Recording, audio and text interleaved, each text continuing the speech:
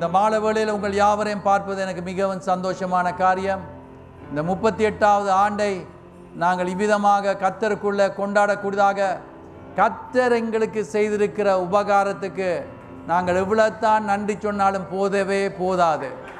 அவர் எவ்வளவு நல்லவராயிருக்கிறார். உண்மையாகவே கர்த்தருடைய கிருபையினால கர்த்தர் என்ன இந்த தேசத்துக்கு அழைத்து வந்தார். நான் நார்த் அமெரிக்காவுக்கு வரவே மாட்டேன், எனக்கு வேண்டாம் என்று சொல்லியிருந்தேன். ஆனால் கர்த்தர் என்னை கூட்டிக் கொண்டு வந்தார். கூட்டிக் கொண்டு வந்து கல்கரியில் இருக்கும் வேளையில் கேள்விப்பட்டேன் தமிழ் மக்கள் டொரண்டோக்கும் மான்ட்ரியலுக்கும் வருகிறார்கள். அப்பொழுது என்ற உள்ளத்தில் அவர்கள் மத்தியில் போய் ஊழியம் செய்யலாம் என்று சொல்லி ஜெபம் பண்ணிவிட்டு முதலாவது டொரண்டோ பார்ப்போம், அது எனக்கு பிடிக்காவிட்டால் பிறகு மான்ட்ரியலுக்கு போவோம் என்று சொல்லிவிட்டு நான் வந்து ஏர்போர்ட்லேருந்து QEWவில் வந்து கொண்டிருக்கும் வேளையிலேயே ஆண்டவர் என்ற உள்ளத்தில் போட்டார், இதுதான் இடம் என்று சொல்லி டொரண்டோவில் இருக்கக்கூடியதாக கர்த்தர் இந்த சபையை ஸ்தாபிக்கக்கூடியதாக கர்த்தர் தாமே. இது ஒரு மனுஷனுடைய ஊழியம் அல்ல, இது பரிசுத்த ஆவியானவருடைய ஊழியம். இந்த நாள் வரையும் ஆண்டவர் வழி நடத்தி இருக்கிறார் என்று சொன்னால் எத்தனையோ மக்கள் வந்து ரட்சிக்கப்பட்டிருக்கிறார்கள், எத்தனையோ பேர் ஊழியத்துக்கு பயிற்றுவிக்கப்பட்டிருக்கிறார்கள், எத்தனையோ பேர் கர்த்தருடைய நாமத்தை மகிமைப்படுத்த கர்த்தர் எடுத்து உபயோகித்து கொண்டிருக்கிறார். ஆண்டவர் அதிசயங்களை செய்தவர். இந்த நாளிலே 38வது ஆண்டுக்குள்ள வரும் வழியில் அதிசயம் செய்வேன் என்று சொன்னவர் அதிசயங்களை wonderful things will take place. ஆண்டவர் அற்புதங்களை நடப்பிப்பார், ஆச்சரியமான காரியங்களை நடப்பிப்பார்.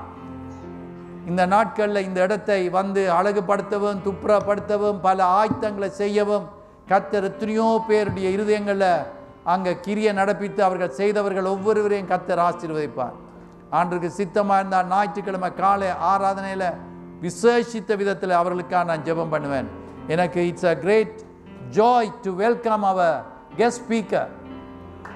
இன்றைக்கு இந்த கால வேளை இந்த மாலை வேளையில் எங்கள் மத்தியில் வந்திருக்கிற விசேஷித்த தேவ செய்தியை கொண்டு வருகிற ஊழியக்காரனை வரவேற்பது எனக்கு ஒரு பெரிய ஒரு சந்தோஷமான காரியம். ரெவரண்ட் ஜோஹானன் பிலிப் அவர்களை நான் வரவேற்கும் வேளையில் அவர் என்னுடைய கசின், என்னுடைய தாயுடைய சகோதரனுடைய இளைய சகோதரனுடைய மகன். அவர் வல்லமையாக கர்த்தரால் பாவிக்கப்பட்டு கொண்டிருக்கிறார். இலங்கை தீவில் அங்கே ஜாயன் சர்ச் சியோன் தேவாலயம் என்று சொல்லப்படுகிற அந்த சபைக்கும் அங்கே இருக்கிற எல்லா கிளை சபைகளுக்கும் ஏறத்தாழ 30 சபைக்கு மேலான சபைகளுக்கு அங்கே அவர் பிரசிடென்டாகவும் சீனியர் பாஸ்டராகவும் இருக்கிறார். அது மாத்திரமல்ல, நார்தர்ன் ப்ராவின்ஸில் ரீஜினல் மினிஸ்டராக இருக்க கர்த்தர் அவரை கிருபளித்திருக்கிறார்.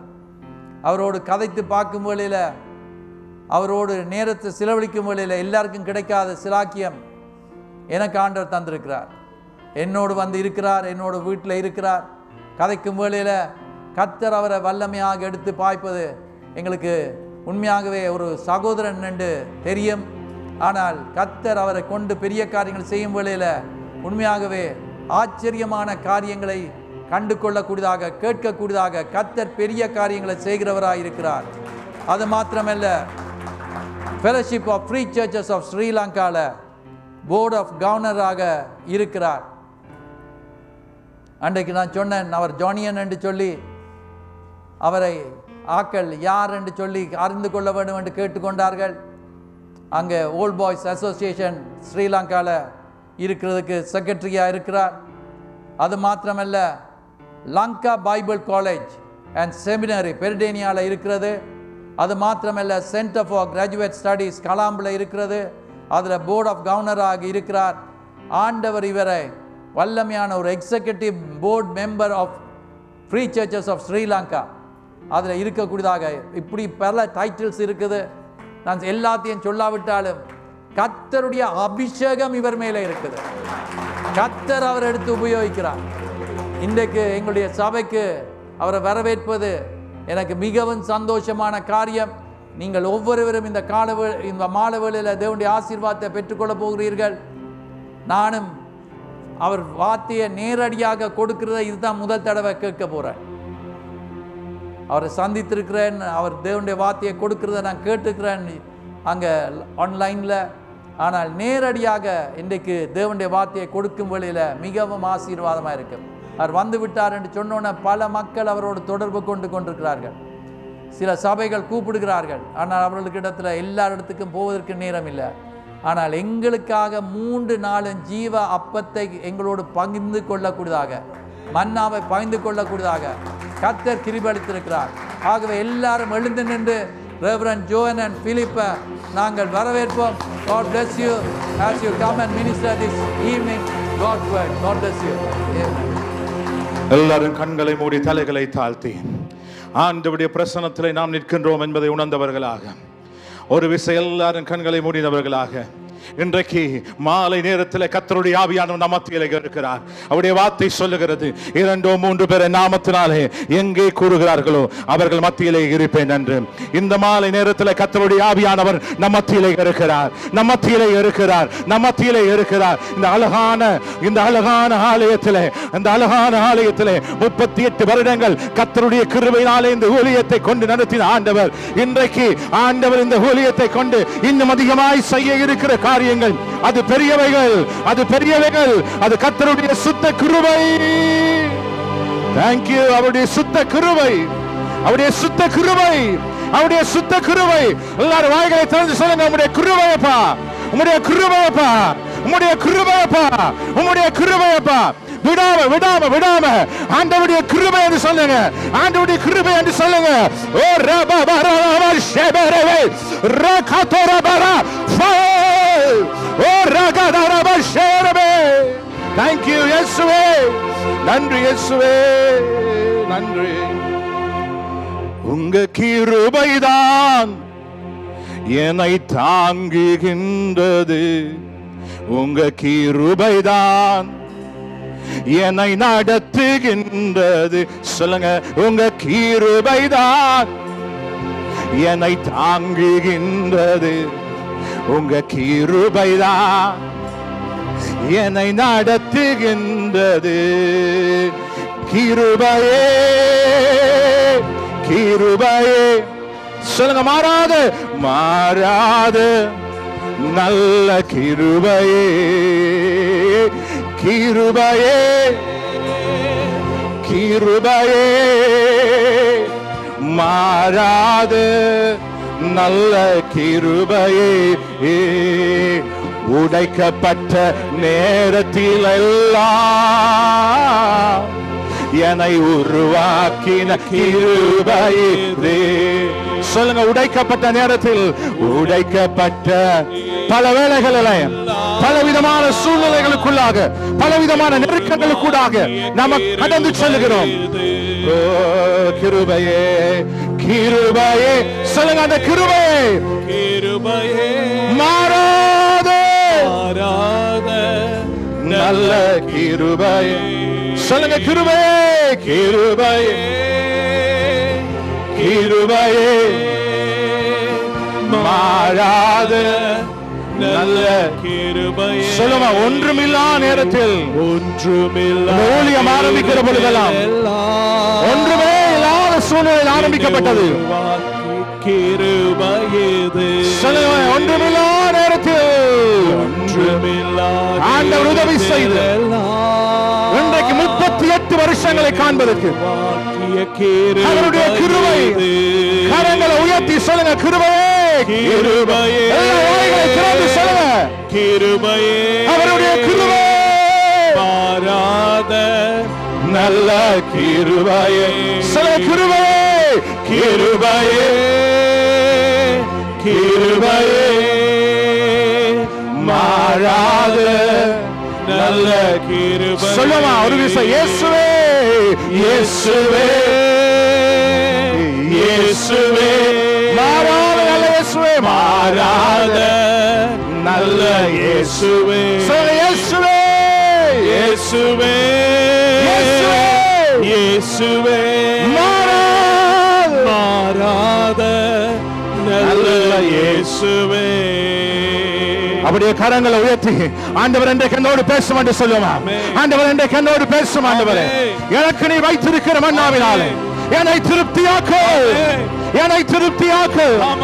ஆண்டவரே, உம்முடைய பாதத்திலே என்னை அர்ப்பணிக்கிறேன் ஆண்டவரே, உம்முடைய பாதத்திலே என்னை அர்ப்பணிக்கிறேன் ஆண்டவரே. நீ எனக்கு வைத்திருக்க மன்னாவுக்கூடாக என்னோடு இடைப்படு, என்னோடு இடைப்படு, என்னோடு இடைப்படு, என்னோடு இடைப்படு, இடைப்படும் ஆண்டவரே. ஓ ரபா கதராபாதி நாம ஷலரரபாதி நாம ரிகமலபர நாம ஷெரிதேவே. இந்த இடத்துல ஒரு சிலர் கண்ணீரோடு வந்திருக்கிறீங்க. ஒரு சிலருடைய வாழ்க்கையில தாங்கொன்னா நெருக்குதலுக்கூடாக கடந்து போய் கொண்டிருக்கிறீர்கள். இன்னும் சிலர் இருளின் பாதை கூடாக கடந்து போய் கொண்டிருக்கிறீர்கள். இன்னும் சிலர் என்னுடைய வாழ்விலே கர்த்தர் ஒரு அதிசயத்தை செய்ய மாட்டாரா ஏக்கத்தோடு இருக்கிறீர்கள். எல்லாமே முடிந்து விட்டது, இனி என்னுடைய வாழ்வுக்கு எந்தவித சாத்தியமும் இல்லை என்று நினைத்துக் கொண்டிருக்கிறீர்கள். இந்த மாலையில உங்களுக்கு ஒரு நல்ல செய்தி, இந்த மாலையில உங்களுக்கு ஒரு நல்ல செய்தி, இந்த மாலையில உங்களுக்கு ஒரு நல்ல செய்தி, இந்த மாலையில உங்களுக்கு ஒரு நல்ல செய்தி.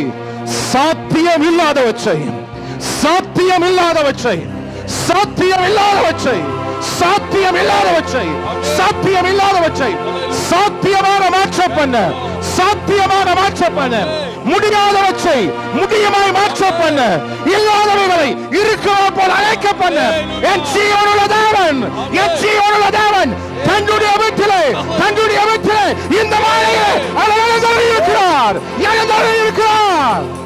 ஹல்லேலூயா. நன்றி இயேசுவே. கர்த்தாவே, இந்த மாலை நேரத்திலும் ஒரு திருவார்த்தைகள் கூட அவங்களோடு பேசுவீராக. பேச அடிவனை சிலுவையின் பின்னால் மறைத்து நீர் வெளிப்படும். இயேசு மூலம் ஜெபிக்க நல்ல பிதாவே. ஆமென், ஆமென், ஆமென். நன்றி. நாம் யாவரும் வந்து கொள்ளலாம். ஆண்டவரும் இரட்சகருமாகிய இயேசு கிறிஸ்துவின் ஈடு நாமத்தினாலே இந்த திருச்சபையினுடைய 38வது ஆண்டு நிறைவு ஆராதனையிலே கலந்து கொள்ளும்படியாக வந்திருக்கிற உங்கள் யாவரையும் அன்போடு கூட வாழ்த்துகிறேன், வரவேற்கிறேன். விசேஷித்த விதமாக இந்த இடத்துக்கு என்னை அன்போடு வரவேற்ற அருமையான தலைமை போதுகிறவர்களுக்கும் திருச்சபையினருக்கும் என்னுடைய மனமார்ந்த நன்றிகளை நான் தெரிவித்துக் கொள்கிறேன். என்னுடைய உள்ளத்திலே இன்றைக்கு ஒரு மிகப்பெரிய சந்தோஷமும் மிகப்பெரிய ஆனந்தமும் பல காலங்கள் எதிர்பார்ப்பு. கர்த்தர் இந்த நாளிலே தன்னுடைய நேரத்திலே தன்னுடைய சமூகத்திலே கர்த்தர் அழைத்து வந்திருக்கிறார். ஹல்லேலூயா, ஹல்லேலூயா. 4 முறை முயற்சித்தேன், 4 முறையும் தடைப்பட்டது. ஆனால் கர்த்தருக்கு தெரியும் எந்த முறை எங்கே வர வேண்டும் என்று, எந்த முறை எங்கே வர வேண்டும் என்று. ஆகவே இந்த தேசத்துக்கு முதல் முறையாக கர்த்தரை அழைத்துக் கொண்டு வந்திருக்கிறார். ஆகவே என்னுடைய அருமையான கசின் போதகர் சொலமன் அவர்களுக்கு நான் நன்றியை தெரிவித்துக் கொள்கிறேன். மிக சந்தோஷம் உங்களோடு கூட இந்த 3 நாட்கள் ஆண்டவருடைய வார்த்தையை பகிர்ந்து கொள்ள கர்த்தர் கொடுத்த தருணத்துக்காக விசேஷித்த விதமாக இலங்கையில் இருக்குதான சியோன் தேவாலயத்தின் சார்பிலும் இலங்கை சுயாதீன திருச்சபைகள் ஒன்றியத்தின் சார்பிலும் மனம் நிறைந்த வாழ்த்துக்களை நான் கொண்டு வர விரும்புகிறேன். நிச்சயமாகவே கர்த்தர் உங்களோடு இருந்து உங்களை நடத்தி அவர் இன்னும் அதிகமாய் வழிநடத்த அவர் வல்லமையுள்ள தேவனாக இருக்கிறார். ஹல்லேலூயா, ஹல்லேலூயா. இந்த ராத்திரியிலே ஒரு பலத்த எதிர்பார்ப்போடு நாம் காத்திருக்க போகிறோம். ஏனென்றால் கர்த்தர் நிச்சயமாகவே எங்களை திருப்தியாக்குற தேவனாக இருக்கிறார். தாகமுள்ள ஆத்மாவை அவர் திருப்தியாக்குற தேவனாக இருக்கிறார்.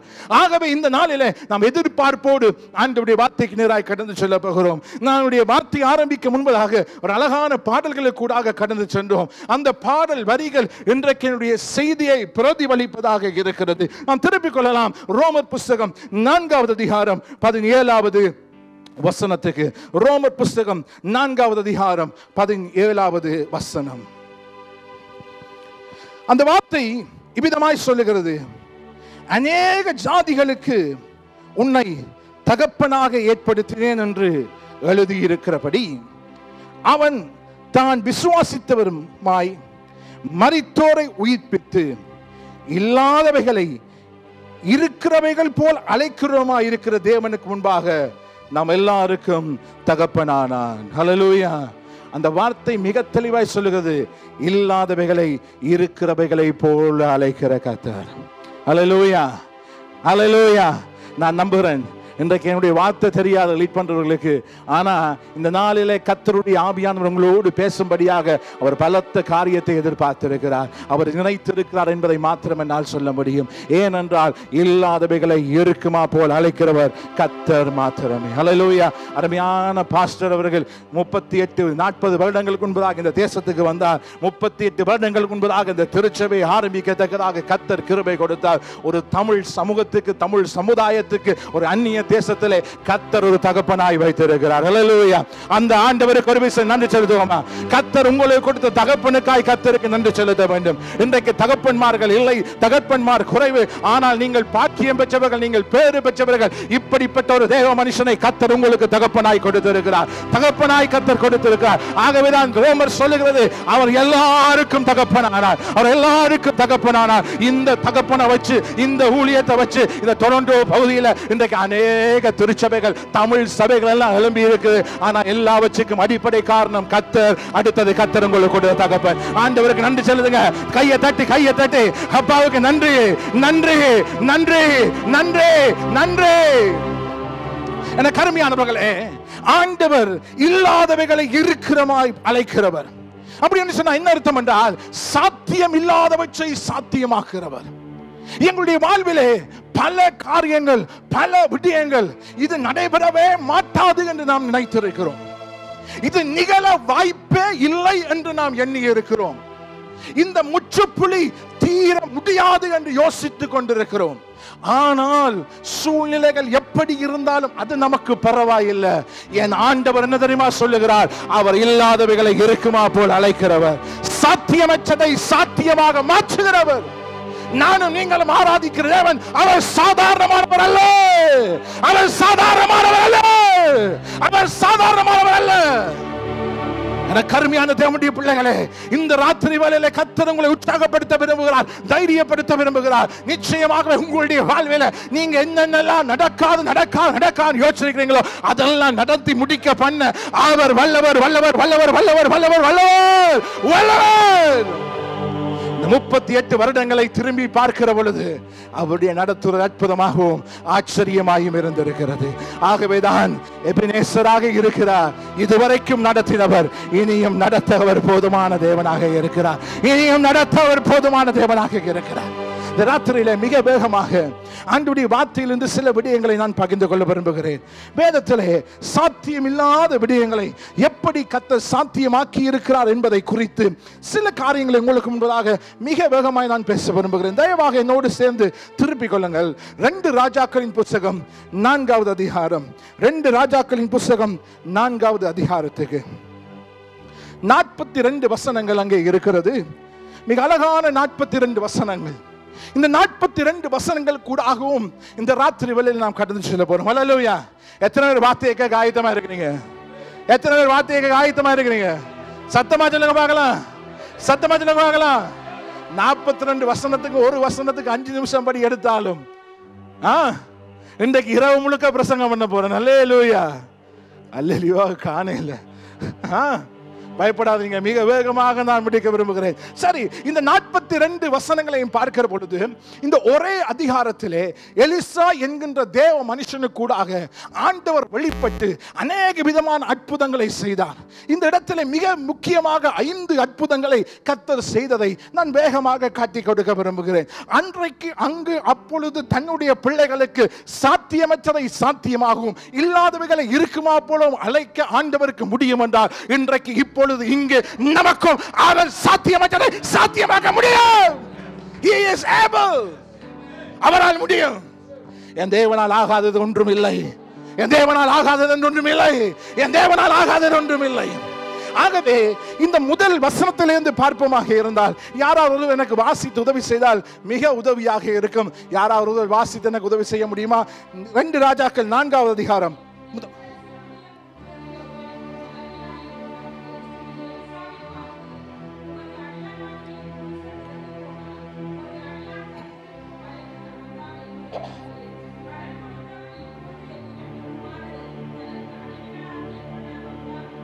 இங்கே பார்த்தால் ஒரு மிக முக்கியமான பிரச்சனை இருக்கு. என்ன பிரச்சனை என்றால் கடன் பிரச்சனை. என்ன பிரச்சனை சொல்லுங்க? என்ன பிரச்சனை? கடன் பிரச்சனை. ஆகவே இன்றைக்கு மட்டுமில்லை, அன்றைக்கும் இந்த கடன் பிரச்சனை இருந்திருக்கு. கடன் தலைக்கு மேல ஏறி கடன் எடுத்து கட்ட முடியாம இந்த தீர்க்கதரிசியுடைய புத்திரருடைய குடும்பம் என்ன செய்கிறது என்று சொன்னால் அங்கலாய்க்குது, தவிக்குது. காரணம் என்ன தெரியுமா?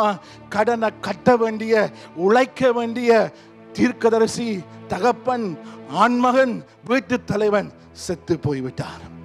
அந்த குடும்பத்தை சின்னாபின்னமாக்கவும், அந்த குடும்பத்தை அழித்து போடவும் சூழ இருக்கிறவர்கள் வந்து விட்டார்கள். இந்த அம்மாவுக்கும் பிள்ளைகளுக்கும் நிச்சயமாய் தெரியும், இந்த கடன்ல இருந்து விடுபட எங்களுக்கு எந்த வழியும் இல்லை. ஏனென்றால் எங்களுடைய குடும்பம் இப்பொழுது நடுத்தருவில் இருக்கிறது. எங்களுடைய பிள்ளைகளையும் அடிமையாக்கி கொண்டு போகப்படுகிற ஒரு மிகவும் கவலையான, நெருக்கமான, நிற்கதியான சூழ்நிலைக்குள்ள அந்த குடும்பம் தவித்து கொண்டு போன பொழுது என்ன செய்தார்கள் தெரியுமா? அங்கே இருந்த எலிசாவிடத்தில் வர்றார்கள். எலிசாவிடத்தில் வந்து சொல்றார்கள், எலிசா, இதுதானப்பா எங்களுடைய குடும்பத்தின் நிலை, இதுதானப்பா எங்களுடைய பிரச்சனை.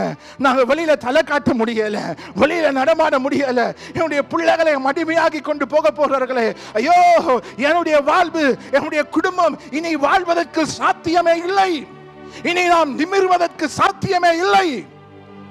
அப்படிப்பட்ட வார்த்தையை கேட்ட பொழுது எலிசா கேட்கிறான் அவர்களை நோக்கி, நான் உனக்கு என்ன செய்ய வேண்டும் என்று கேட்டுட்டு அவன் கேட்டான் ஒரு கேள்வி, உன்னுடைய வீட்டில் என்ன இருக்கு?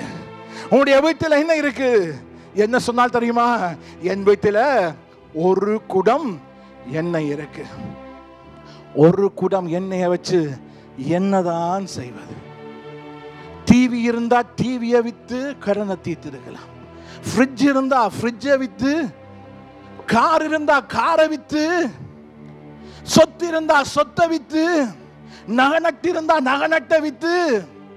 ஆனா இந்த குடும்பத்திடத்துல சொத்தும் இல்ல, காரும் இல்ல, பணமும் இல்ல, நகநட்டும் இல்ல, டிவியும் இல்ல, ஒன்றுமே இல்ல.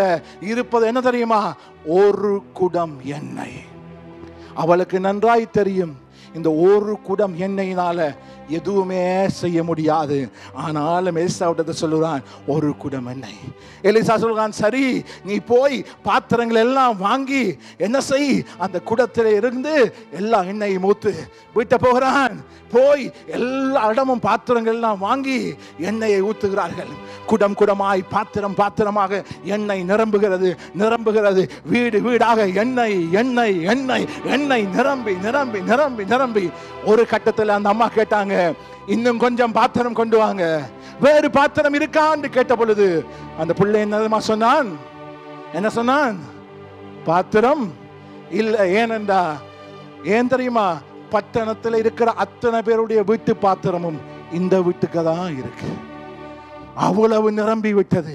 எலிசாவிடத்துல போய் சொல்றாங்க, எலிசாவே எண்ணெய் குடம் குடமாய் பாத்திரம் பாத்திரமாக இருக்கிறது, என்ன செய்வது என்று சொன்ன பொழுது 7வது வசனத்தை வாசிங்க. தேவனுடைய மனுஷனுக்கு அதை அறிவித்தால்,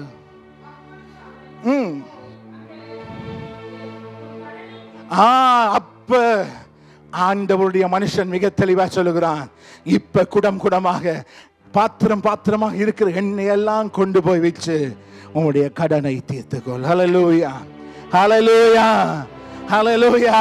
இது நடக்காதென்று அவளும் அவளுடைய குடும்பமும் யோசித்தார்கள்.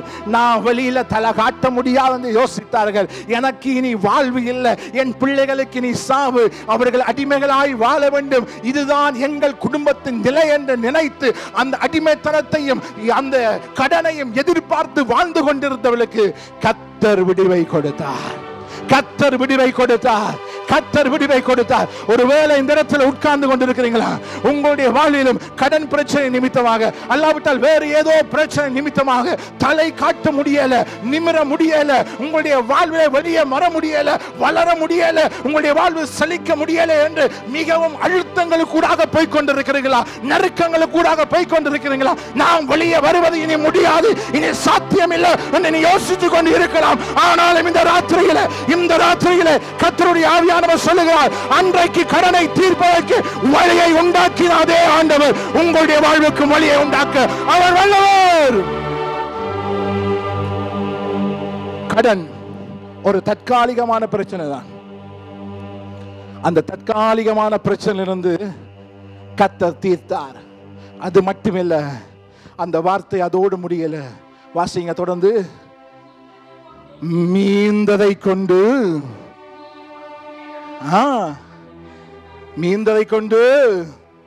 நீயும் உன் பிள்ளைகளும்.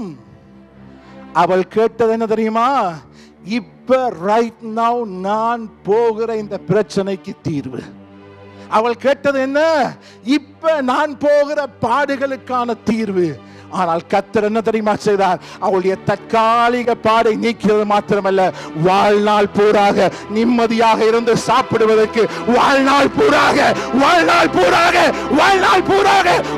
பூராக கர்த்தர் அந்த குடும்பத்தை திருப்தியாக்கினார். ஹல்லேலூயா, ஹல்லேலூயா. எங்களுடைய ஆண்டவர் அவர் செய்தா இப்படித்தான் செய்வார். அவர் செய்தா இப்படித்தான் செய்வார். தற்காலிகமான பிரச்சனை இல்ல, உம்முடைய தற்காலிகம் அல்ல, ஆனால் நிரந்தரமான விடுதலை, நிரந்தரமான விடுதலை, நிரந்தரமான விடுதலை, நிரந்தரமான விடுதலை, நிரந்தரமான விடுதலை, நிரந்தரமான விடுதலை. அவர் அந்த குடும்பத்தை வெளியே கொண்டு வந்தார். இந்த முதலாவது. இரண்டாவது காரியம் என்ன தெரியுமா? நான் நேரத்தோடு போராடுகிறேன், வேகமாய் பேசுகிறேன். இரண்டாவது காரியம் 8வது வசனத்துல இருந்து அங்கே பார்ப்போமாக இருந்தா வாசிங்க 8வது வசனத்தை.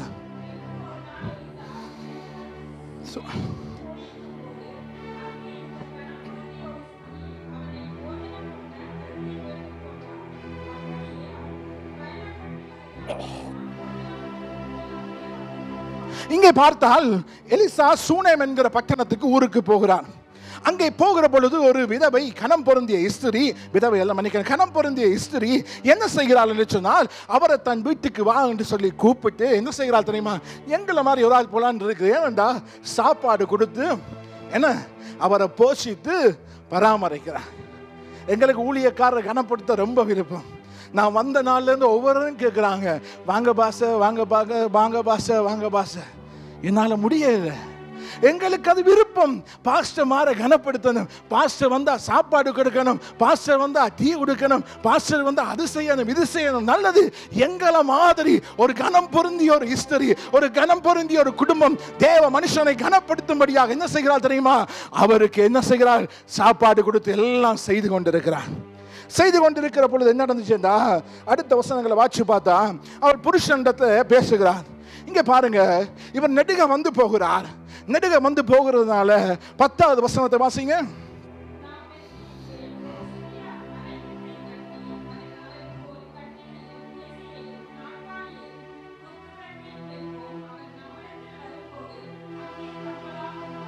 பாருங்க, அவள் சாப்பாடு கொடுத்தது மாத்திரமல்ல, என்ன செய்தாலாம்? இந்த வார்த்தையுடைய ஆழத்தை பார்த்தா சுருக்கமா சொல்லணும்னா, இந்த தீர்க்கதரிசிக்கு ஒரு அழகான வீட்டை கட்டி கொடுத்து, கட்டில் வச்சு, குத்து விளக்கு வச்சு, சகல தேவைகளையும் என்ன செய்தாராம்?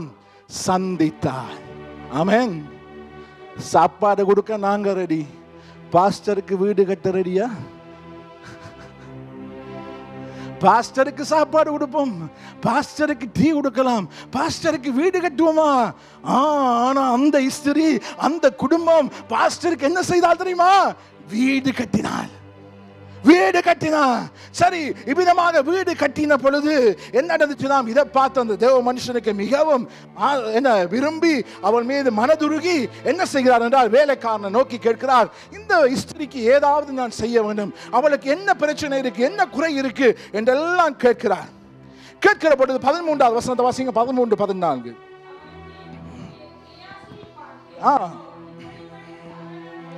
சலக்கரணையோடும்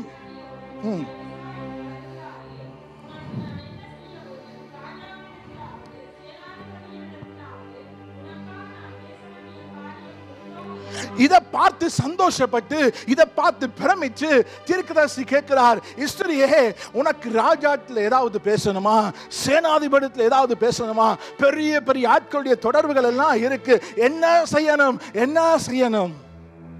நான் வந்தா ஒரு பெரிய லிஸ்ட்டை போட்டு கொடுத்துருப்பேன். எனக்கு அது வேண்டும், இது வேணும், அந்த பெரியவரோட கதைக்கணும், அந்த விசா வேணும், அந்த பாஸ்போர்ட் வேணும், அது வேணும், இது வேணும், எல்லாம் கதைச்சிருப்போம். ஆனா அந்த ஸ்திரீ என்ன தெரியுமா சொன்னால்? வாசிங்க தொடர்ந்து. அதற்கு அவள் என்ன தெரியுமா சொல்லுகிறார்? என் ஜனத்தின் நடுவிலே நான் சுகமாய் குடியிருக்கிறேன். அப்படின்னு சொன்ன என்ன அர்த்தம் தெரியுமா? எனக்கு எந்த குறையும் இல்லை, எனக்கு எந்த குறையும் இல்லை. இதை கேட்ட பொழுது தீர்க்கதரிசிக்கு பொறுக்கல. என்னப்பா ஒரு குறையுமே இல்லை என்றாலே என்ன பிரச்சனை? திருப்ப அடுத்த கட்டம் அவர் வினவின பொழுது என்ன நடக்குதுன்றா 15வது வசனத்துல 14வது வசனம்.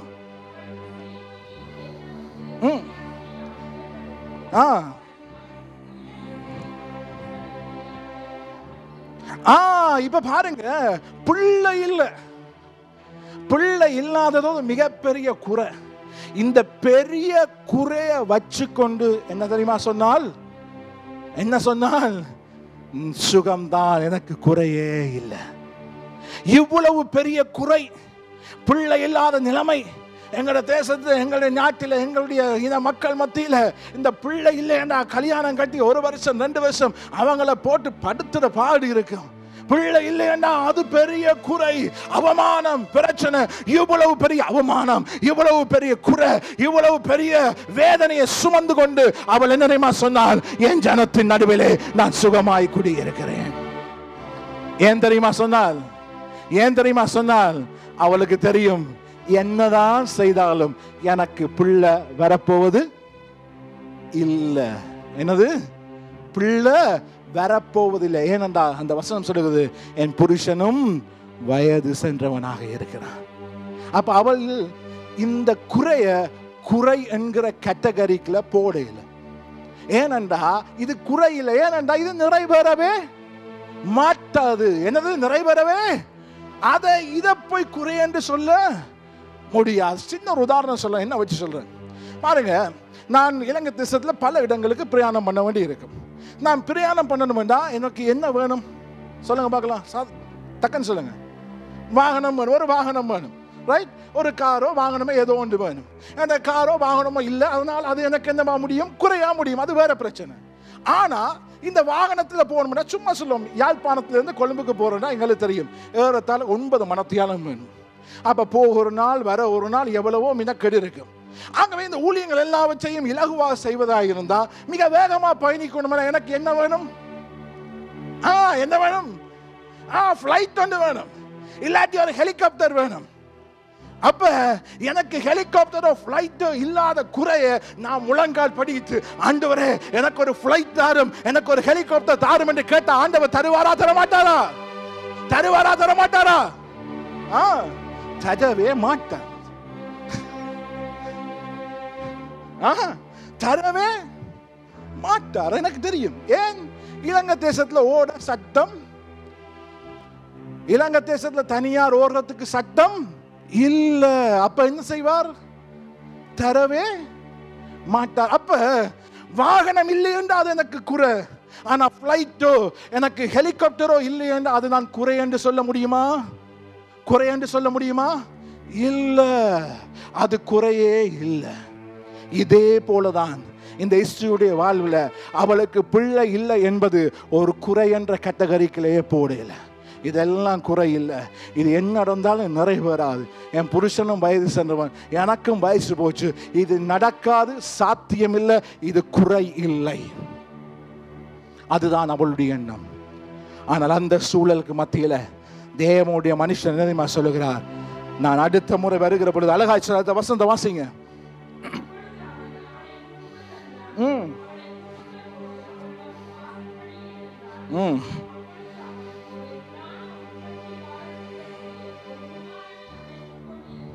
பதினேழாவது வசனத்தை வாசிங்க. 17. அந்த ஸ்திரீ கற்பம் தரித்து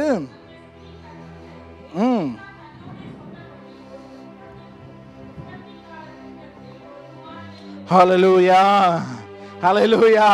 குறை என்று சொல்லி நினைக்க முடியாத ஒன்றையும் கூட கர்த்தரால் நிறைவாக்க முடியும் என்றால் அது எங்களுடைய தேவன் ஒருவரால் மட்டும்தான் முடியும். அந்த ஆண்டவர் ஒருவரால் மட்டும்தான் முடியும்.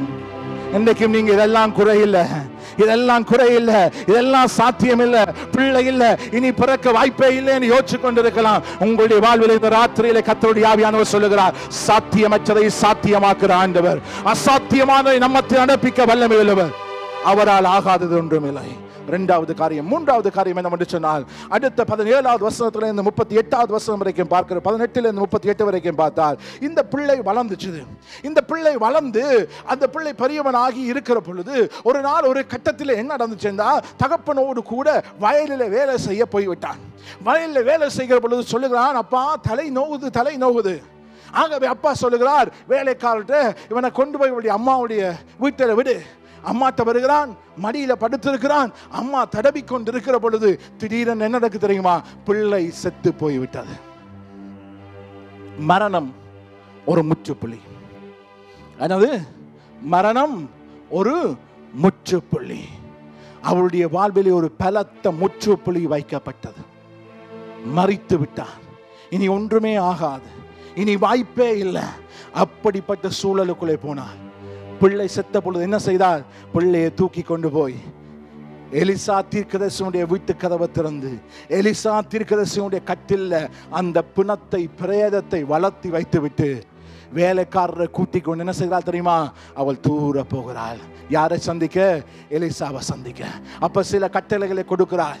போகிற பொழுது யாருக்கும் எதுவும் சொல்லாதீங்க, எல்லாம் சொல்லி சொல்லி நீங்க வீட்டை போய் வாசிங்க, நான் வேகமாய் சொல்லுகிறேன். இவ்விதமாக அவள் எல்லாம் போன பொழுது என்ன நடக்கு தெரியுமா? போய் போய் போய் தூரத்தில் எலிசா பார்த்துட்டு தன்னுடைய வேலைக்கான கேயாசி அனுப்புகிறார். இந்த சூனே மிஸ்திரி வருகிறாள், போய் கேள் என்ன பிரச்சனை, ஏன் தான் வாரா என்று சொன்ன பொழுது 26வது வசனம். முதல் கேள்வி, நீ சுகமா இருக்கிறாயா? உன் புருஷன் சுகமா இருக்கா? இரண்டாவது கேள்வி. மூன்றாவது, அந்த பிள்ளை சுகமா இருக்கா? நீ சுகமா இருக்கிறியா?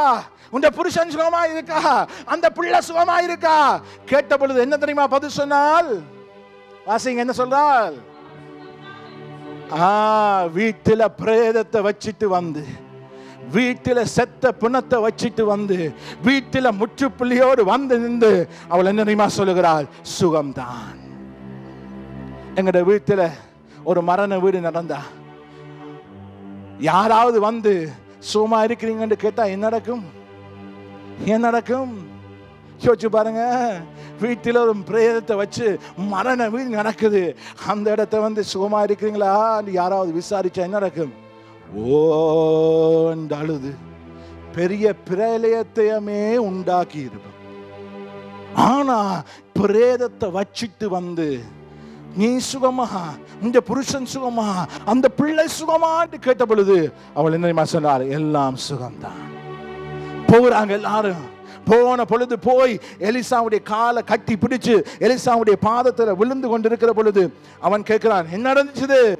ஆண்டவரும் எனக்கு அறிவிக்கலே, ஆண்டவர் மறைச்சு வச்சிட்டாரே என்று சொல்லி அவனும் யோசித்துக் கொண்டிருக்கிறான். அப்பொழுது அவள் கேட்கிறான், நான் ஒரு பிள்ளையை கேட்டனா? நானா கேட்டேன்? நீங்களா வந்தீங்க, ஆண்டவர் தருவார் என்று சொன்னாரே என்று எல்லாம் அவர் புலம்பின பொழுது எலிசாவுக்கு விளங்கிச்சது. கேயாசியை கூப்பிட்டு சொன்னா, கேயாசி போ, கோலை கொண்டு போய் அவனுடைய பிரேதத்தின் மேல வை. கோலை கொண்டு போகிறான். பிரேதத்தின் மேல வைக்கிறாங்க. எந்த அசைவும் இல்லை, ஒன்றுமே நடக்கல. எலிசா தீர்க்கதரிசி வருகிறான். அவன் வந்து அந்த கட்டிலின் மேல வந்து என்ன செய்கிறான் தெரியுமா? தன்னுடைய கண்கள் அந்த பிரேதத்தின் கண்களிலும், தன்னுடைய வாய் அந்த பிரேதத்தின் வாயிலும், தன்னுடைய கரங்கள் அந்த பிரேதத்தின் கையிலும் படத்தக்கதாக குப்புற படுத்திருந்தான். குப்புற படுத்திருந்த போது அனல் உண்டாகிச்சு. திரும்ப எழும்பி அங்க இங்க நடந்துட்டு திரும்ப வந்து படுத்திருந்த போது என்ன நடந்து தெரியுமா? 7 தரம் தும்மி, 7 தரம் தும்மி பிள்ளை உயிரோடு எழுந்தது. பிள்ளை உயிரோடு எழுந்தது. பிள்ளை உயிரோடு எழுந்தது. மரணம் முற்றுப்புள்ளி. மரித்தா எல்லாம் முடிஞ்சு. எங்கட பாஷையில சொல்லணும்னா கதை முடிஞ்சு, எல்லாம் பினிஷ். செத்துட்டா முடிஞ்சது. மரணம் முற்றுப்புள்ளி. அந்த முற்றுப்புள்ளி வைக்கப்பட்ட அந்த குடும்பத்தின் சூழலுக்குள்ளே அவர்கள் போன பொழுதும் ஆண்டவர் மீண்டும் உயிரடைய பண்ணினார். ஒரு கூற்று சொல்றேன், கவனமா கேளுங்க. முற்றுப்புள்ளியையும் உங்களுடைய வாழ்க்கையிலே, உங்களுடைய இடங்களிலே, உங்களுடைய வீடுகளிலே, உங்களுடைய வேலைகளிலே, உங்கள் நிலைமைகளிலே வைக்கப்பட்டிருக்கிற முற்றுப்புள்ளிகளையும் கமாவாக மாற்ற ஜீவனுள்ள தேவன் ஒருவரால் மட்டும்தான் முடியும். ஜீவனுள்ள தேவன் ஒருவரால் மட்டும்தான் முடியும். என்னென்ன முற்றுப்புள்ளிகளுக்கு கூட கடந்து போறீங்க, என்னென்னலாம் செத்து போய் இருக்குது, இனி பிழைக்க வாய்ப்பில்லை, எல்லாமே செத்து போச்சது. இனி என்னுடைய வாழ்விலே உயிரிழ முடியாது, நான் எழும்ப முடியாது, நடக்க முடியாது, என்னால் எதுவுமே செய்ய முடியாது, நான் மரித்து விட்டேன், இனி எனக்கு எதுவும் இல்லை, முற்றுப்புள்ளிதான் முற்றுப்புள்ளிதான் என்று சொல்லி அந்த சூழ்நிலைக்குள்ளாக போய் கொண்டிருக்கிறீங்களா? அந்த சூழ்நிலைக்குள்ளாக போய் கொண்டிருக்கிறீங்களா? இந்த மாலை நேரத்தில், இந்த ராத்திரி வேளைகளை, இந்த ராத்திரி வேளைகளை எல்லா முற்றுப்புள்ளிகளையும்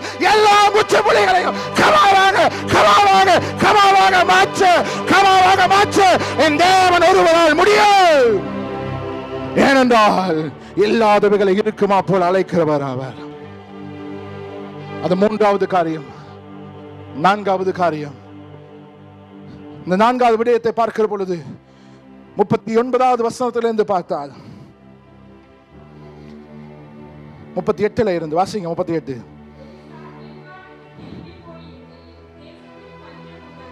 நாலாவது பிரச்சனை என்னடா? தேசத்துல பஞ்சம், சாப்பாடு இல்ல, சாப்பிட வழியில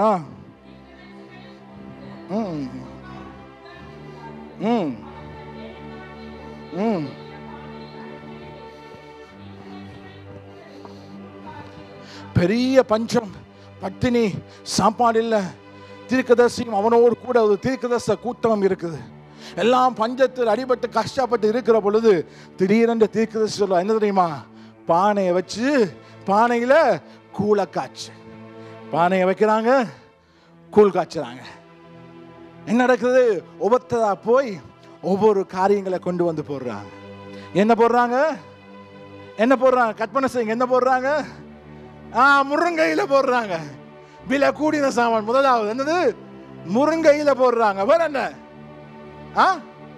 ஒடியல் போடுறாங்க. வேற என்ன? கொம்மட்டிக்காய் அவங்க போடுறாங்க. வேற நாங்க போட்டா என்ன போடுறோம்? நண்டு நாள் கணவாய்க்கு பஞ்சத்தில் அடிபட்டு அவங்களுக்கு ஒண்ணுமே இல்லாத சூழல். எல்லா மரக்கறிகள், எல்லா இலகுலைகள் எல்லாத்தையும் எடுத்துட்டு ஒவ்வொருத்தர் வந்து போடுறாங்க. போடுகிற பொழுது எங்களை மாதிரி ஒருத்தன் போய் எல்லாரும் ஏதோ போடுறாங்களு அவனும் போய் உண்ட பறிச்சிட்டு வந்து என்ன செய்தான்? விட்டுட்டான் பானைகளை. அந்த வசனத்தை வாசிங்க. என்ன சொல்லுது? கீரைகளை பறிக்க வெளியே போய் பேய்கொம்மட்டி கொடியை கண்டு அறுத்து வந்து போட்டான். அது இன்னதென்று அவர்களுக்கு அது என்னன்றே தெரியாது. எல்லாரும் கையை விடுறாங்க, நானும் கையை விடுவோம். எல்லாரும் செய்யறாங்க, நானும் செய்வோம். கீரை பறிக்க போய் பேய்கொம்மட்டி காய அரிஞ்சு போட்டாச்சு. போட்டா இப்ப என்ன நடக்குது? பானையில விஷம். கத்துறாங்க, விஷம், தோஷம் நிறைந்திருக்கிறது. எலிசா தீர்க்கதரிசியே, விஷம் விஷம். நீங்க சாப்பாடு சமைத்து சாப்பாட்டு சமையலுக்குள்ளே விஷம் கலந்தால் அந்த விஷத்தை எப்படி வெளியே எடுக்கலாம்? எப்படி எடுக்கலாம்? சொல்லுங்க பார்க்கலாம். சமையல் வல்லுநர்களே சொல்லுங்க பார்க்கலாம். விஷத்தை எப்படி எடுக்கலாம்? எப்படி எடுக்கலாம்? என்ன எல்லாரும் இப்படி என்ன விஷத்தை எடுக்கவே முடியாது. ஒரே ஒரு வழிதான் இருக்கு. என்ன வழி தெரியுமா? பானையோட கொண்டு போய் வெளியில கொட்டுறதை தவிர வேற வழியே இல்ல. விஷத்தை எதாலும் எடுக்க முடியாது. ஆனா தேவனுடைய மனுஷன் என்ன தெரியுமா சொல்லுகிறார்? தேவனுடைய மனுஷன் என்ன தெரியுமா சொல்லுகிறார்? தேவனுடைய மனுஷன் என்ன தெரியுமா சொல்லுகிறார்? கபில், ஒரு மாவை கொண்டு வாப்பா. இப்ப கற்பனை செய்து பார்ப்போம். நாங்க எல்லாம் ஒரு கூழ காய்ச்சிட்டோம், இதுல விஷம். இன்றைக்கு 38 அனிவர்சரிக்கு கூழ் விஷம் வந்துட்டது. அப்ப நான் வந்து சொல்றேன், பிரதர் கபில் ஒரு மாவை கொண்டாங்க, 1 கிலோமா. அவர் மாவை கொண்டு வந்து தாரார். நான் உள்ள போட்டு கலக்கிறேன். கலக்கிட்டு சொல்றேன், எல்லாரும் எடுத்து குடிங்க. என்ன நடக்கும்? என்ன நடக்கும்? குடிப்பீங்களா? குடிப்பீங்களா? நான் கலக்கிட்டு நிமிர கிடையில எப்படி தலை தெறிக்க ஓடினாங்களோ தெரியாது, எல்லாரும் ஓடிடுவார்கள். எவ்வளவுதான் பஞ்சத்தில் அடிபட்டு செத்தாலும் பரவாயில்லை, இந்த விஷத்தை சாப்பிட்டு நான் சாக ரெடி இல்லை என்று சொல்லி என்ன செய்வோம்? பாஞ்சடிச்சு வீட்டுக்கு ஓடிடுவோம். அப்படி ஓடி போய் எல்லாம் தப்பிடுவோம். ஆனா இங்க நடந்தது தெரியுமா? அந்த மாவை போட்டு கலக்கிட்டு தீர்க்கதரிசி எடுத்து கொடுத்த பொழுது அந்த பானையில தோஷம் இல்ல, விஷம் இல்ல, தோஷம் இல்ல, விஷம் இல்ல. எல்லாரும் குடித்தாங்க. எடுக்க முடியாத விஷத்தையும் எடுக்க பண்ண தேவன் ஒருவரால் மட்டும்தான் முடியும். அவரால் மட்டுமே முடியும். ஐந்தாவது காரியம் என்ன தெரியுமா? அடுத்தது என்ன இருக்கு தெரியுமா? ஒருத்தன் காணிக்கை கொண்டு வர்றான். மாஸ்டிங் அடுத்த வருஷம் 40வது வருஷம் நினைக்கிறேன். 41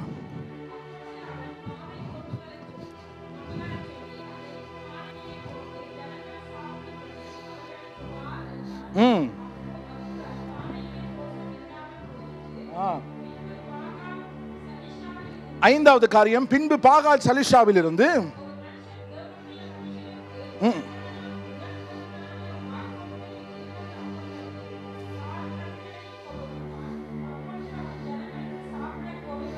பாருங்க, இங்க முதல் பலனான வாட்கோதுமையும் 20 அப்பங்களையும் தாள் கதிரையும் ஒரு மனுஷன் கொண்டு வரான். யார் என்று சொன்னா, ஒருத்தர் என்ன செய்கிறார், எங்களுடைய பாஷையில சொல்லணும்னா டைட்ஸ் கொண்டு வரார், தசம பாகம் கொண்டு வரார். என்னது? 20 அப்பமும் சில தாள் கதிரும் கொண்டு வந்து கொடுத்தோன இந்த தீர்க்கதரிசி ஐயா என்ன சொல்லலாம், வேலைக்காரனை கூப்பிட்டு எல்லாருக்கும் சாப்பிட கொடு. வேலைக்காரன் சொல்றான், ஐயா என்ன கதை கதைக்கிறீங்க, இருக்கிறது 100 பேர், இவங்களுக்கு எப்படி காணும்? 20 அப்பம் எத்தனை பேருக்கு காணும்? அல்லாட்டி இப்படி கேட்போம், நீங்க ஒரு ஆள் எத்தனை அப்பம் ஆக குறைஞ்சது சாப்பிடுவீங்க சொல்லுங்க? ஒரு 4 5 சரி 4 வைப்போம். 4 ஒரு ஆள் அப்பம் சாப்பிடலாமண்டா. 20 அப்பம் எத்தனை பேர் சாப்பிடுவாங்க? எத்தனை பேர்? 5 பேர். ஆனா இங்க இருக்கிறதெல்லாம் பஞ்சத்துல பட்டினியில இருக்கிறார்கள். ஒரு ஆளே 20 அப்பம் சாப்பிடக்கூடிய நிலையில தான் அவங்க எல்லாம் இருந்திருப்பாங்க, பஞ்சத்துல இருக்கிறாங்க. அப்ப அந்த 20 அப்பம் யாருக்கு காணும்? சரி, ஒரு ஆளுக்கு ஒரு அப்பம் படி கொடுத்தா எத்தனை? 20 பேர். சரி, அப்பத்தை பாதியா விட்டு கொடுத்தா 40. அல்லாட்டி கொமினியன் கூட கொடுத்து பார்த்தலாம், எப்படி இருக்கும்? கொமினியன் கொடுத்தாலும் காணாது, போதாது. ஆனால் என்ன நடந்து தெரியுமா? தீர்க்கதரிசி சொல்றான், இல்ல 100 பேருக்கு முன்னால வை. 100 பேருக்கு முன்னால வச்ச பொழுது வாசிங்க தொடர்ந்து.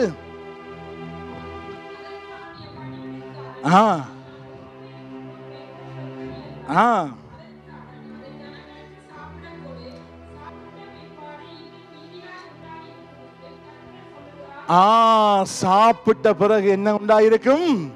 மிகுதி இருக்கும். எப்ப மிகுதி வரும்? சாப்பாட்டுல எப்ப மிச்சம் வரும்? எல்லாம் திருப்தியா சாப்பிட்டு முடிஞ்ச பிறகு மிச்சம் வரும். பஞ்சத்துல இருந்த 100 பேர் எத்தனை அப்பம் ஆளுக்கால் சாப்பிட்டாங்களோ தெரியாது. ஒரு அப்பமா, 10 அப்பமா, 20 அப்பமா, 30 அப்பமா, பசி தீர சாப்பிட்டார்கள்.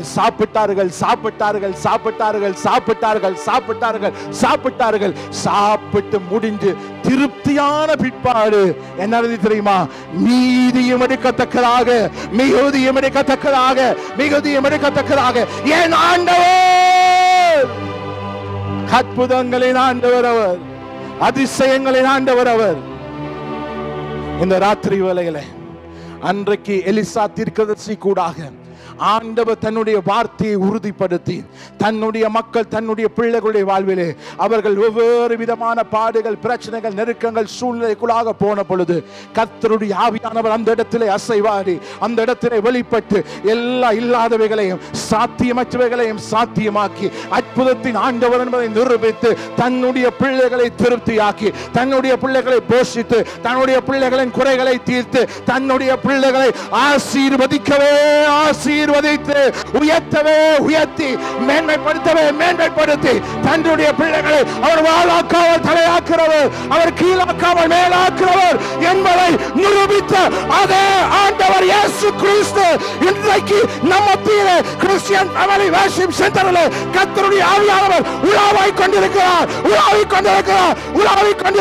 He is able. அவரால் முடியும். சாத்தியமற்றதை சாத்தியமாக்க அவரால் முடியும். கடன் பிரச்சனையை போல குடும்பமும் நீங்களும் வெளியிலே தலை காட்ட முடியாத சூழலுக்குள்ளே போய் கொண்டிருக்கிறீர்களா? குறை என்ற கேட்டகரிக்குள்ள போட முடியாது. இது குறையே இல்லை என்று யோசித்து அந்த பிள்ளை இல்லாத ஹிஸ்டரி குடும்பமும் சென்ற பாதைக்குள்ளே போய் கொண்டிருக்கிறீர்களா? கிடைத்த பிள்ளையும் கிடைத்த ஆசீர்வாதமும் மறிச்சு போய் செத்து போய் என்னுடைய வாழ்க்கையில இந்த குடும்பத்தில் தனிப்பட்ட ஜீவியத்தில் எல்லாம் முற்றுப்புள்ளி வைக்கப்பட்டு சின்ன பின்னமாகி ஒன்றுமே செய்ய முடியாமல் இனி மீட்பில்லை, இனி எனக்கு வாழ்வில்லை, இனி எனக்கு சாவுதான் என்ற நிலைக்குள்ளே உங்களுடைய வாழ்க்கைகள் இருக்கிறதா? உங்களுடைய வாழ்க்கையோடு வெளியே எடுக்கப்பட முடியாதபடிக்கு விஷம் கலந்தது போல பாவமான காரியங்கள், அசுத்தத்தின் காரியங்கள், இருளின் ஆதிக்கங்கள் உங்களுக்குள்ளே கலந்து உங்களுடைய வாழ்க்கைகளை அசுத்தப்படுத்தி உங்களுடைய வாழ்க்கையை சுக்குநூறாக்கி கொண்டிருக்கிறதா? இன்றைக்கு அநேகர் கடந்து செல்லுகிற ஒரு பேட்டில் பாவம், இருள், அசுத்தம். இன்றைக்கு எங்கு பார்த்தாலும் பாவம், எங்கு பார்த்தாலும் பாவம். பாவம் செய்வது பிழை அல்ல, பாவம் செய்வது சாதாரணம் என்று சொல்லுகிற அப்படிப்பட்ட உலகத்துக்குள்ளே நானும் நீங்களும் வாழ்ந்து கொண்டிருக்கிறோம். அந்த நாட்களிலே யாழ்ப்பாணத்திலே சிறு பிள்ளைகளோ பாடசாலை படிக்கிறவர்களோ யாராவது சிகரெட் குடிச்சா என்ன, ஏதாவது தீமையான பழக்க வழக்கங்களில் ஈடுபட்டா என்ன, தன்னுடைய பிள்ளையோ இல்லையோ யாரோ எவனோ கண்டா என்ன நடக்கும் தெரியுமா? காத புத்தி அடிதான்.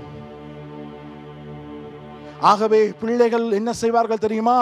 தங்களுடைய அப்பாவுக்கு அம்மாவுக்கு பயப்படுவது மட்டுமில்லை, எல்லா பெரியவர்களுக்கும் பயந்து தச்சு தவறி இந்த பாவத்தை செய்யணும் என்றா யாருமே இல்லாம தெரியாம மூளையில ஒளித்துத்தான் பாவம் செய்து கொண்டு வந்தார்கள். அண்மையிலே பாடசாலை முடித்து அவருடைய மனைவியானுடைய பிள்ளைகளை ஏற்றி கொண்டு வருகிற பொழுது 8, 9 வகுப்பு படிக்கிற பிள்ளைகள் சைக்கிள்ல பப்ளிக்காக அவர்கள் தீமையான பழக்க வழக்கங்களில் ஈடுபட்டு கொண்டு இருக்கிறார்கள். எல்லாரும் பார்க்கிறாங்களா, யாராலும் ஒன்றும் செய்ய முடியல. கேள்வி கேட்டா அடிக்க போனா அவர் சுருண்டு விழ வேண்டியது வரும். இன்றைக்கு பாவம் மலிந்து காணப்படுகிற உலகத்தில் நானும் நீங்களும் வாழ்ந்து கொண்டிருக்கிறோம். அப்படிப்பட்ட விஷம் இன்றைக்கு மனிதர்களுடைய ஜீவியத்திலே கலந்திருக்கிறது. இன்றைக்கு உங்களுடைய வாழ்க்கையிலும் இன்றைக்கு அநேக பாவத்திலிருந்து விடுபட விரும்புகிறோம், ஆனால் விடுபட முடியாதபடிக்கு அந்த விஷத்தின் தாக்கத்துக்குள்ளே இருக்கலாம். அந்த விஷத்தையும் எடுக்க பண்ண கர்த்தரால் மட்டுமே முடியும். 5வது, போதாதுதான், காணாதுதான், முடியாதுதான், ஆனால் முழு பேரும் திருப்தியாக்கியது மட்டுமல்ல, மிச்சமும் எடுக்கத்தக்கதாக கர்த்தர் ஆசீர்வாதத்தை ஊற்றி அவர் வல்லமையுள்ள தேவனாக இருக்கிறார். இந்த ராத்திரி வேளையில உங்களுடைய வாழ்வில் என்னென்ன பாதைகளுக்கூடாக கடந்து போகிறீங்க, அதெல்லாவற்றையும் உங்களுடைய சிந்தையிலே கொண்டு வாருங்க. நீங்கள் கடந்து போகிற பாடுகள், பிரச்சனைகள் எல்லாவற்றையும் உங்களுடைய சிந்தைக்கு கொண்டு வாருங்கள். பாவத்தின் பிரச்சனைகளுக்கால் இருளின் ஆதிக்கங்களுக்கூடாக கடந்து போகிறீர்களா? மரணத்துக்கூடாக போகிறீர்களா? முற்றுப்புள்ளிகளுக்கூடாக போகிறீர்களா? குறைகளுக்கூடாக போகிறீர்களா? கடன் சூழ்நிலைக்கூடாக போகிறீர்களா? வெளியே தலை காட்ட முடியாத சூழ்நிலைக்குள்ளாக கடந்து போய் கொண்டிருக்கிறீர்களா? இந்த ராத்திரி வேளையிலே அன்றைக்கு அற்புதத்தை செய்த அதே ஆண்டவர் இன்றைக்கு உங்களுக்கு அற்புதத்தை செய்ய அவர் ஆயத்தம் உள்ளவராகவே இருக்கிறார். அவர் ஆயத்தம் உள்ளவராகவே இருக்கிறார். ஏனென்றால் சாத்தியமற்றவர்களை சாத்தியமாக்க ஜீவனுள்ள தேவன் ஒருவரால் மட்டும்தான் முடியும். மனுஷரால் கூடாதுதான், மனுஷரால் கூடாதுதான், சூழ்நிலைகள் முடியாதுதான். உண்மை அது நடக்காதுதான், ஆனால் உண்மையா எப்படியும் இருக்கலாம். எதுவாக இருந்தாலும் அதை தலைகீழாக மாற்ற ஜீவனுள்ள தேவன் ஒருவருக்கு முடியும். இன்றைக்கு எங்களுக்கு முன்பதாக சில ரிப்போர்ட்ஸ் இருக்கும். ஒரு எக்ஸாம்பிள் சொல்லுவேன். வைத்திய பரிசோதனை செய்தா அந்த ரிப்போர்ட் வரும் பேட் ரிப்போர்ட். பொய் ரிப்போர்ட்டா தந்தாங்க? இல்லை, உண்மை ரிப்போர்ட் தான். பேட் ரிப்போர்ட் எங்களுக்கு வந்து அவன் பரிசோதனை செய்து அந்த ப்ரொசஸுக்குடாக பொய் சொல்ல இல்லை, உண்மை அது நிஜமான ரிப்போர்ட் கையில் இருக்கு. ஆனா அந்த நிஜத்தையும் அந்த உண்மையையும் தலைகீழாக மாற்ற அவர் ஒருவரால் மட்டும்தான் முடியும். அவர் ஒருவரால் மட்டும்தான் முடியும். இந்த ராத்திரி வேளையில் எல்லாரும் கண்களும் மூடப்பட்டிருக்கட்டும். அவருடைய பரிசுத்த சமூகத்தில் நாம் இருக்கிறோம். இன்றைக்கு நானும் நீங்கள் அவருடைய சமூகத்தில் இருக்கிறோம். தேவ சமூகத்தில் இருக்கிற நாங்கள் கடந்து சொல்லுகிற பாதைகளை சற்று யோசித்து பாருங்க. நாங்கள் கடந்து சொல்லுகிற பாதைகளை சற்று நிதானித்து பாருங்க. யாரும் அங்கும் இங்கும் பார்க்க வேண்டாம், யாரும் யாரையும் பார்க்க வேண்டாம். எல்லா கண்களும் மூடப்பட்டிருக்கட்டும். வேற ஆட்களை ஒருத்தரும் பார்க்க வேண்டாம். இந்த நேரம் இது உங்களுக்கும் தேவனுக்கும் இடைப்பட்ட வேலை. நீங்க கர்த்தரோடு இடைப்படுகிற நேரம். இந்த ராத்திரியில் உங்க எல்லாருக்கும் நான் ஜெபிக்க விரும்புகிறேன். ஏனென்றா ஆரம்பத்தில் இருந்து கர்த்தருடைய ஆவியானவர் சரியாத்தான் வழிநடத்தி கொண்டு போகிறார். ஆகவே எனக்கு தெரியும், இன்றைக்கு கர்த்தர் ஏதோ ஒரு காரியத்தை நிச்சயமாய் செய்ய போகிறார். யாரெல்லாம் எதிர்பார்த்து இருக்கிறீங்களோ உங்களுக்கு இன்றைக்கு அற்புதம். எல்லாரும் ஜெபம் பண்ணுவோம். இன்றைக்கு கர்த்தர் இந்த இடத்துல அவர் கிரியை நடப்பிக்கிறதை உணர்ந்தவர்கள் மாத்திரம் போய் சொல்லக்கூடாது. கர்த்தர் உண்மையாகவே எனக்கு தெரியும், நீங்க சொல்றதை நான் பார்க்க விரும்புகிறேன். கர்த்தர் இந்த இடத்துல கிரியை நடப்பித்தார். அவருடைய சமூகம் இருந்தது, அவருடைய பிரசனம் இருந்தது. கர்த்தர் என்னை தொட்டார் என்று சொல்லுகிறவர்கள் மாத்திரம் கரங்களை உயர்த்தி ஆண்டவருக்கு நன்றி சொல்லுவோம். ஆமென். கர்த்தர் இன்றைக்கு இந்த இடத்துல பெரிய காரியங்களை செய்திருக்கிறார். வல்லமையான காரியங்களை நடப்பிக்கிறார். இந்த வருஷத்துல ஆண்டவர் சபைக்கு கொடுத்திருக்கிற வார்த்தை, அவருடைய நாமம் அதிசயமானவர், எங்கள் மத்தியில உலாவி திரிந்து அதிசயங்களை நடப்பிக்கிறவராயிருக்கிறார். மக்களை தொட்டு விடுதலை கொடுக்கிறவராயிருக்கிறார். ஒவ்வொரு சர்வீஸ்ல வரும் வழியில அதிகமாக தேவ பிரசன்னத்தை மாத்திரமல்ல, தேவனுடைய வல்லமையை உணர்ந்து அவருடைய ஆசீர்வாதத்தை பெற்றுக்கொள்ளக்கூடியதாக கர்த்தர் கிருபை அளிப்பார். நாளைக்கு காலையில் 10:30 மணிக்கு நடைபெறுகிற ஆராதனையில் ஆரம்பத்தில் இருந்தே வந்து பங்கு பெறுங்கள். ஞாயிற்றுக்கிழமை காலை ஆராதனையில் பங்கு பெறுங்கள். ஆண்டவர் இன்க்ரீஸ் பண்ணுவார். இன்றைக்கு கேட்ட வார்த்தை, இந்த ஒரு அதிகாரத்தில் என்னென்னலாம் நடந்ததோ, ஆண்டவர் நேற்றும் இன்றும் என்று மாறாதவர் எங்களோட வாழ்க்கையில செய்வார். குறைவுகளை நீக்குவார். கொஞ்சத்தை தொட்டுட்டு இருக்கக்கூடாது. இன்றைக்கு தொடப்பட்டவர்கள் இன்னும் பூர்ணமாக இன்னும் அதிசயங்களை பெற்றுக்கொள்ளக்கூடியதாக, ஆன்டிபயோட்டிக் எடுக்கும் வேளையில எல்லாத்தையும் எடுத்து முடிக்கும் வேளையில வருத்தம் கம்ப்ளீட்டா போகும்ன்றது போல அபிஷேகம் நிரம்பி வழியக்கூடியதாக, இந்த பாத்திரம் நிரம்பி வழியக்கூடியதாக, குடும்பங்கள்ல மாறுதல் ஏற்படக்கூடியதாக, ரட்சிப்புக்கப்படாதவர்கள் ரட்சிப்பு அடையக்கூடியதாக, கர்த்தர் மகத்துவமான காரியங்களை வரப்போற நாட்களில் செய்கிறார். இந்த கடந்த இந்த 3 நாட்களும் விசேஷித்த ஆராதனை. நீங்க வந்த ஒவ்வொருவரும் ஆசீர்வதிக்கப்பட்டவர்கள். You are blessed. கண்களை மூடி ஜெபம் பண்ணுவோம். பிதாவாகிய தேவனை, இந்த மாலை ஆராதனையை ஆசீர்வதித்து தந்ததுக்காக ஸ்தோத்திரம். உங்களுடைய ஊழியக்காரனை ஆண்டவா எங்கள் மத்தியில பலத்த விதத்தில் சுவாமி ஆண்டவா எடுத்து பாவித்ததுக்காக ஸ்தோத்திரம். அன்பின் ஆண்டவரை, இன்னும் வரப்போற நாட்களில் நடக்க போற மற்ற ஆராதனைகளிலும் பெரிய காரியங்கள், எண்ணி முடிக்க முடியாத ஆசீர்வாதங்கள், நினைத்து பார்க்க முடியாத ஆசீர்வாதங்கள், ஆண்டவா அபிஷேகம் எல்லாத்தையும் இன்னும் பெற்றுக்கொண்டு மக்கள் பூர்ண விடுதலையை பெற்றுக்கொள்ளக்கூடியதாக இந்த நாட்களை குறிப்பிட்டு வைத்து இந்த ஊழியக்காரனை ஆண்டவா எங்களுடைய சபைக்கண்டு விசேஷித்த விதத்தில் இந்த 38வது ஆண்டை ஆண்டவா நாங்கள் உங்களுக்குள்ள கொண்டாடும் வேளையில், உங்களுக்கு நன்றி சொல்லும் வேளையில் இந்த ஊழியக்காரனை எடுத்து நீங்கள் வல்லமையாக எங்களுக்கு ஆசீர்வாதமாக்கி தருவதற்காக ஸ்தோத்திரம். தொடர்ந்தும் உங்களுடைய ஜனங்களை உங்களுடைய கரங்களை ஒப்புக் கொடுக்கிறோம். காத்து வழிநடத்தும்படி இயேசு கிறிஸ்துவின் நாமத்தில் கேட்கிறோம் பிதாவே, ஆமென். நம்முடைய கர்த்தராகிய இயேசு கிறிஸ்துவின் கிருபை, தேவனுடைய அன்பு, பரிசுத்த ஆவியானவருடைய ஐக்கியம் அவருக்காக வாழ ஒப்புக் கொடுத்திருக்கிற ஒவ்வொருவரும் இன்றும் சதா காலங்களிலும் எப்பொழுதும் இருப்பதாக. ஆமென்.